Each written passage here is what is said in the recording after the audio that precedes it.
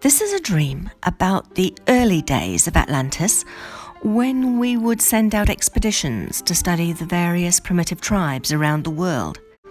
It is not our place to play God with the primitives, nor the animals, nor to use our planet as a disposable resource.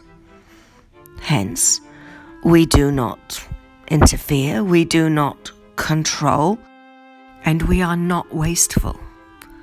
There is renewable energy and resources all around us. We take nothing that depletes from our beautiful world. Our leader, Uran, was so adamant that we didn't interfere with the primitives. We were exactly the same humans in evolutionary terms, but we were forbidden any association except for those people from Atlantis who studied the primitives. We were animal lovers, vegetarians, and pacifists.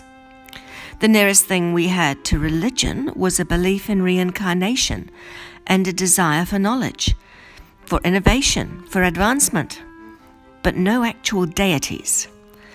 There was no one living in the sky judging us, not judging our morals or anything. Our morals came from ourselves. The primitives, however, had some violent tendencies, both towards people in other tribes and animals in general.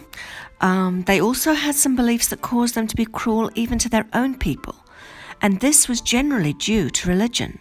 The different groups had wide-ranging beliefs and a variety of deities, but for some reason they were all quite controlling, warring, brutal, selfish, and destructive, etc. And we wanted to understand why. Uran said if we gave them gifts of our technology, they would not change, but rather they would use the gifts as weaponry wherever they possibly could. But he wanted to be sure that his assumptions about them were correct, and so there was an institute of primitive studies set up, and that later came to include the study of animals as well. In this dream, I can describe a couple of the limited interactions we had with the primitives. I volunteered to be on the next expedition to study the differences in the human groups at that time. We were warned ad nauseum about not exposing ourselves inappropriately to the primitives. If they had to see us or talk to us, we would be wearing the attire of another nearby human group. Otherwise, they would realize why they did not recognize us.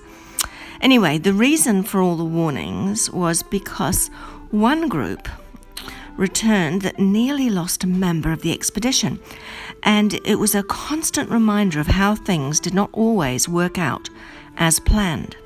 It was dangerous to be around primitives. The story of what happened to them was told to everyone at a party where I actually did meet the members of the expedition. One of their party was captured by the nomadic primitives. It all happened because the group they were watching had planned to kill a baby goat. It was an exceptionally cute goat, and the team had watched it be born and had watched it be cared for. To us Atlanteans, it was just adorable. Anyway, although we had been taught not to interfere, it was just so painful for us.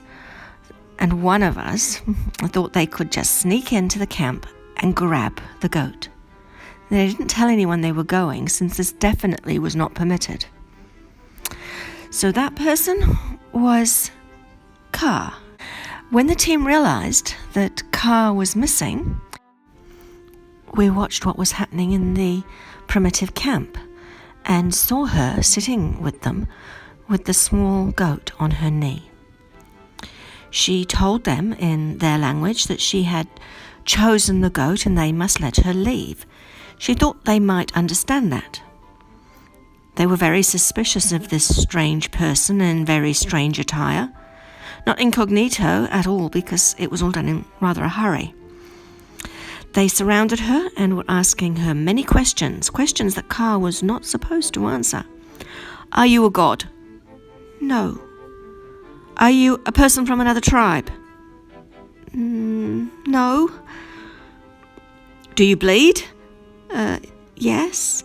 And then someone poked her with a sharp stick. She bled. They all stared. So another one poked her, and then another, and it was starting to look fairly bleak for her. At this point, pardon the pun, the team had to figure out a distraction in order for an escape to be possible, and we didn't have much time. So we made a very big noise and set a dead tree on fire that was near the camp. People started pointing and yelling, and so everyone went to see what had happened. Of course, this gave Ka the opportunity to escape and get back to us. But even though she was rather badly injured, the funny thing is that she was sufficiently compasmentous that the little goat came to, hiding under her cape. Her and the goat have been virtually inseparable ever since. The baby goat grew into a rather impressive but beautifully natured ram called Nim. In my dream, it was not my first expedition, but I do not remember much of the others. Sometimes I only get a glimpse in a dream, and other times I get something more complete. But in this dream, it was quite complete. We had to choose a place that the primitives could not access from the ground. We found a natural rock formation, a bit like Ayers Rock or Uluru in Australia, but it had a much steeper cliff-like side. It was about 10 stories high, a limestone extrusion. I think that's what they call them, extrusions. The first thing we did was to flatten the top, except for one large rock-cut building that we made, which was in the center. And we kept the primitives away from the work we were doing, from the ground area, so they couldn't see what we were up to while we were working, by using a sound barrier. Once we had our base set up, we were in a great position to watch them. So we made sure we had planted some food-producing trees and some plants, and we put this all around this big mound rock thing. We also provided an easy water source, and as expected, the natives, they came. They camped nearby and found the area highly conducive to relaxing and staying put for a while.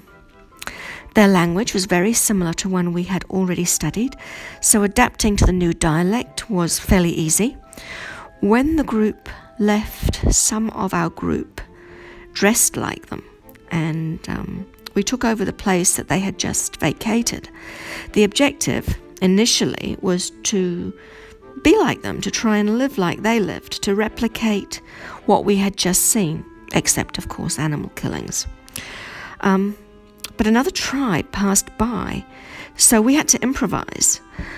We invited them to join us. We treated them with great hospitality, and they accepted. They seemed very friendly towards us. Their dialect and the one we had adopted were compatible for communication. They did have some suspicion of us and asked us where our old people were and where are all the children. Of course, we did not have children and we did not have old people, and we really didn't know what to say. So one of us mentioned clumsily that we had just left our main group, which in essence was in fact quite true. That night we made up our beds to look like we were sleeping in our tents, and we returned to our lookout. Good thing we did, because during the night our visitors crept into our tents and attempted to murder every one of us. Considering how friendly they'd been to our faces, it was extremely chilling to watch. Our interactions from then on were only permitted once Uran had developed a way that prevented any attack on us. It was built into our head covering that we then had to wear if ever we visited a place that was not Atlantean. But that's another story.